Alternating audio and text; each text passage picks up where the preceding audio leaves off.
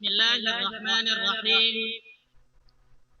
الحمد لله رب العالمين والعاقبة للمتقين والصلاة والسلام على سيد الأنبياء والمرسلين وعلى آله وأصحابه أجمعين. أما بعد، قال الله عز وجل: ومن يغل يأت بما غل يوم القيامة ثم توفى كل نفس ما كسبت وهم لا يظلمون. صدق اللہ العظیم. ہر ظلم پہ چپ رہنا شرافت نہیں ہوتی، ہر ظلم پہ چپ رہنا شرافت نہیں ہوتی، حق مانگنا توہین عدالت نہیں ہوتی.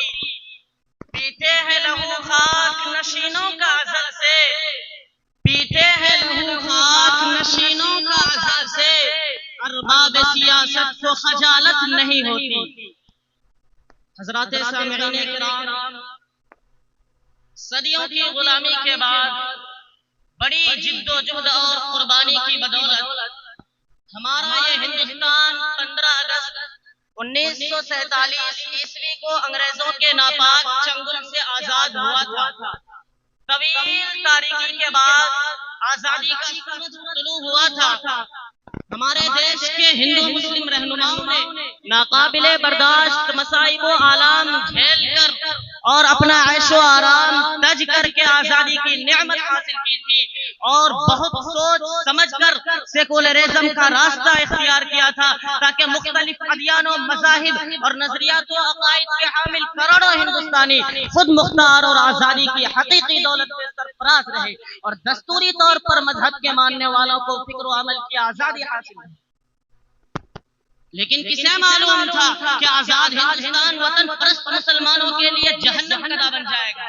سیکولرزم اور سوشلزم کا سہانا سپنا دکھا کر مسلمانوں کو عضو معطل بنا دیا جائے گا. مسلمانوں کی عبادت گاہوں اور مقدس مقامات پر مندر ہونے کا بے ثبوت و بے دلیل الزام لگا کر حملہ کیا جائے گا. ان کی رسوخ کو ختم کرنے کے لیے نفرت و عداوت کا پرچار کیا جائے گا. اسلامی لاء اور قوانین پر مشق ستم کرتے ہوئے مسلمانوں کا کیا جائے گا. لیکن آج یہ سب کچھ ہو رہا ہے وہ بھی اس اسلام میں جس کے لیے مسلمانوں نے اپنے سینے پر گولیاں کھائی، مسلم خواتین نے اپنے سہاگ کا سودا کیا، بچوں نے اپنی جانوں کے نذرانے پیش کیے، بڑے بوڑھوں نے موت کو گلے لگایا اور ہر قسم کی قربانی پیش کر کے اس ہندوستان کو دشمنوں کے ناپاک شکنجے سے آزاد کیا. کیا اس لیے تقدیر نے چنوائی تھی تن کے بن جائے نشے مند کوئی آگ لگا دے؟ حاضرین گرامی، میں پوچھنا چاہتا ہوں اس کا صلہ مسلمانوں کو کیا ملا؟ کیا مسلمانوں کو امن و آشتی کے ساتھ اس ملک میں رہنا میسر ہوا؟ کیا مسجد، عیدگاہ اور مقدس مقامات محفوظ ہیں؟ کیا مسلم پرسنل لا جس کی حفاظت اور بقا کی قسم اس ملک کے پہلے prime minister doctor Jawahar Lal Nehru نے انڈین پارلیمنٹ میں ممبر آف پارلیمنٹ کے سامنے کھائی تھی مامون ہے؟ اور خاص کر آج کا سلگتا ہوا عنوان مسلمانوں کی وقف کردہ جائیداد حکومت کی نظر بد سے آزاد ہے؟ جواب ہے نہیں اور بالکل نہیں. لہذا آئیے آج ہم جانتے ہیں کہ اسلام کا ایک اہم قانون وقف کی شرعی حیثیت کیا ہے اور حکومت کی نگاہ ستم آخر اس پر کیوں ٹکی ہوئی، اور ایسے سنگین حالات میں مسلمانوں کو اس کے لیے کون سا لائحہ عمل اختیار کرنا چاہیے. تو سنیے، غور سے سنیے اور دل تھام کر سنیے کہ اپنی جائیداد کو اپنی ملکیت سے نکال کر اسے اپنے لیے صدقہ جاریہ بنانا اور اللہ کی ملکیت قرار دینا شریعت اسلامی میں وقف کہلاتا ہے. اس کائنات کے پروردگار کی طرف سے وقف کا سب سے بڑا انعام یہ ہے کہ وقف کرنے والے کو مرنے کے بعد اس کا ثواب ملتا رہتا ہے. یہ ایک ایسی عبادت ہے جو مسلمانوں کو معاشرتی اور معاشی زندگی کی قوت و توانائی عطا کرتی ہے. چنانچہ اسلام میں شروع سے لے کر آج تک وقف کرنے کا سلسلہ جاری و ساری ہے. سب سے پہلے خود نبی کائنات فخر موجودات احمد مجتبی محمد مصطفیٰ صلی اللہ علیہ وسلم نے مسجد قباء کے لیے زمین وقف کی اور اس کے بعد پیروکاروں کو وقف کرنے کی ترغیب دی. الغرض، اسلام میں وقف کے بہت ہی عظیم مقاصد ہیں. بالخصوص انسانیت کی خیر خواہی ضرورت مندوں معذوروں اور بیواؤں کی کفالت کی بنیاد ہے۔ ہندوستان میں بھی مسلمانوں کی آمد کے بعد اوقاف کے قیام کا سلسلہ شروع ہوا اور جہاں جہاں مسلمان آباد ہوئے وہاں مختلف دینی و خیراتی مقاصد کے لیے مسلمانوں نے اپنی جائیدادیں وقف کی۔ ان اوقاف سے امت مسلمہ کے پسماندہ افراد اور جماعتوں کی امداد ہوتی تھی، ان کی تعلیمی و ترقی کی سبیل نکلتی تھی، لیکن جیسے ہی اس ہندوستان میں انگریزوں کے ناپاک قدم پڑے اوقاف کی صورتحال ابتر ہونے لگی۔ انگریز سامراج نے بہت سے اوقاف ضبط کر لیے اور بے شمار اوقاف پر جابرانہ و ظالمانہ قبضہ کر کے ان کی مالی حیثیت کو ختم کر دیا۔ سامعین کرام، جب اوقافی جائیدادوں کی بڑے پیمانے پر اس طرح غاصبانہ تباہی اور بربادی ہوئی تو بعض لوگوں نے انگریزی حکومت سے تحفظ اوقاف کے لیے وقف قانون پاس کرنے کا مطالبہ کیا۔ چنانچہ 1923 عیسوی میں مسلم وقف ایکٹ نافذ ہوا اور ملک کی آزادی کے بعد 1954 میں نیا وقف ایکٹ منظور ہوا۔ 1994 میں سینٹرل وقف کونسل قائم کی گئی تاکہ وقف کی جائیداد کو بیجا قبضے سے بچایا جا سکے، لیکن ہائے افسوس وقف املاک خرد برد سے پاک نہ ہو سکی، کیونکہ جن وقف بورڈوں سے یہ امید کی جا رہی تھی کہ وقف جائیدادوں کو تحفظ ملے گا، ان وقف بورڈوں نے پہلی اوقافی جائیداد کے مقاصد کو ختم کیا اور پھر بڑی تعداد میں جائیداد کو اونے پونے داموں میں فروخت کر کے ملت اسلامیہ ہند کی ترقی کے دشمن بن گئے۔ اور ابھی کی صورت حال یہ ہے کہ خود مسلمان بھی کثرت سے وقف جائیدادوں کے استحصال میں شامل ہیں۔ لگاتار واقف کے منشا اور وقف کے اغراض و مقاصد کو بے دردی کے ساتھ نظر انداز کیا جا رہا ہے۔ بڑے بڑے کاروباریوں، فیکٹریوں کے مالکان اور مفاد پرست لوگوں نے وقف کی املاک پر غاصبانہ قبضہ کر رکھا۔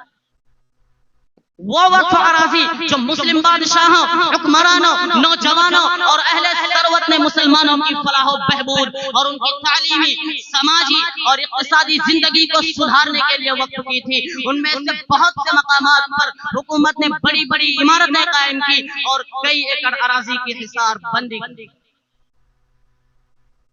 ایک رپورٹ کے مطابق ملک ہندوستان میں 10,000 وقف جائیداد پر سرکاری اداروں، متولیوں اور ذاتی اداروں کا قبضہ ہے۔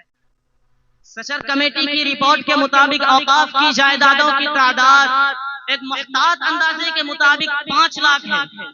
کرناٹک میں 2 لاکھ کروڑ روپے کے بڑے گھوٹالے کا واقعہ پیش آیا۔ اس صوبے میں 54,000 ایکڑ وقف کی رجسٹرڈ اراضی ہے، جن میں 27,000 ایکڑ اراضی فروخت کی جا چکی ہے۔ وقف بورڈ کے ملازمین نے بعض سیاستدانوں اور زمین مافیاؤں کے ساتھ مل کر یہ لوٹ مچائی۔ مدھیہ پردیش میں 54,000 کروڑ کی وقف املاک میں سے 70% زمینوں پر ناجائز قبضے ہو چکے ہیں اور کوئی پرسانی حال نہیں ہے۔ آندھرا پردیش میں 31,000 ایکڑ کی وقف اراضی میں سے 20% پر ناجائز قبضہ ہو چکا ہے۔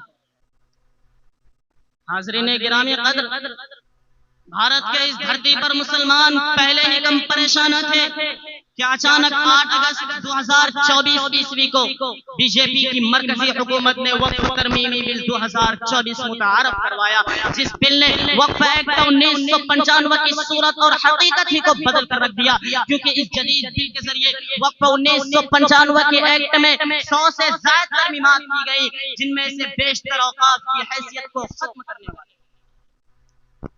وقت کی قلت کی بنا پر آج کے اس پروگرام میں وقف ترمیمی بل 2024 عیسوی میں کی گئی 5 بنیادی تبدیلیوں کو آپ کے سامنے رکھتا ہوں تاکہ آپ کو معلوم ہو سکے کہ یہ بل کتنا خطرناک ہے۔ وقف ترمیمی بل 2024 عیسوی میں پہلی تبدیلی وقف کی تعریف اور اس کی شرعی حیثیت میں کی گئی۔ چنانچہ اس بل میں کہا گیا ہے کہ زبانی وقف قابل اعتبار نہیں ہوگا، نیز واقف کا کم از کم 5 سال سے مسلمان ہونا ضروری ہے اور وقف بائی یوزر کو ختم کر دیا گیا۔ دوسری تبدیلی وقف بورڈ کے اسٹرکچر میں کی گئی۔ مثلا بل میں یہ کہا گیا ہے کہ وقف بورڈ کا chairman, member of parliament, member assembly, خواہ مسلم ہو یا غیر مسلم، کوئی بھی ہوگا. مزید یہ کہا گیا ہے کہ 11 رکنی بورڈ میں سے صرف 5 ممبران کا مسلم ہونا لازم ہے. نیز چیئرمین کو نامزد کرنے کا اختیار بھی حکومت وقت کو حاصل رہے گا. اس سے آپ اندازہ لگا سکتے ہیں کہ وقف بورڈ میں مسلمانوں کی اکثریت نہیں ہوگی اور چیئرمین و ممبران اکثریت سے جو چاہیں گے فیصلے کریں گے. تیسری تبدیلی وقف بورڈ کے اختیارات میں کی گئی ہے. اب وقف بورڈ کو اختیار نہیں ہوگا کہ جانچ کے بعد کسی وقف کی زمین کو وقف کی حیثیت سے رجسٹر کرے. اس طرح وقف بورڈ کے دیگر اختیارات کو کم کر کے کلیکٹر کو دے دیے. چوتھی بنیادی تبدیلی یہ کی گئی کہ ٹریبونل کے ممبران سے مسلم قانون کے واقف ممبر کی شرط ختم کر دی گئی. پانچویں بنیادی تبدیلی یہ کی گئی ہے کہ حکومت جس وقت کی جائیداد کو چاہے جانچ کر وقت برقرار رکھے اور جس کو چاہے اپنی ثواب دید سے وقت سے جائیداد کو ہٹا دے. اور یہ سب ترمیمات بالکل غلط اور قابل واپسی ہے. ہندوستان کے مسلمانوں اگر یہ بل قانون بن گیا تو نہ صرف اوقاف کی زمینوں پر ناجائز قبضوں کی رہنمائی ہوگی بلکہ پورے ملک میں نئے جھگڑے کھڑے ہوں گے. اس لیے ہم تمام مسلمانوں کو پوری قوت کے ساتھ اس بل کو مسترد کرنے کی کوشش کرنی چاہیے. حاضرین گرامی، میں اپنی بات کو اس پیغام کے ساتھ ختم کرنا چاہتا ہوں کہ اوقاف کی جائیداد ملت اسلامیہ کا اثاثہ ہے. ایک بار اگر کسی زمین کو